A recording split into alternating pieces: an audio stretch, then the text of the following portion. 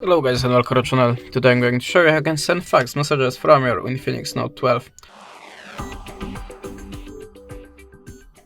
So in the first tab you have to go to Play Store, then tap on the search bar and look for the fax app. Choose one of them. I'm always using the EasyFax. No, this one, sorry. The EasyFax. So we have to open it now. Then add the permissions to camera and to the files is necessary. Okay, now tap here and choose source of your document. I'm gonna pick something from your gallery.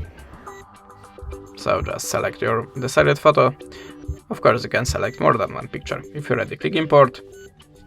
And then now you can add just a shape to your document. If you're ready, click the arrow and then choose the filter for your photo to make it more visible for your receiver. You can also add a signature, text and graffiti by these icons. If you're ready, click accept and now just type the number here, choose the country from the list. You can give a small note here optional, and then if you want to add more documents maybe from the other source, just click on the plus and do it like before. If you want to send the documents from this list, just buy your credits or just get it free, click on this button and that's it. Thanks for the watching, leave us a subscribe, comment and goodbye.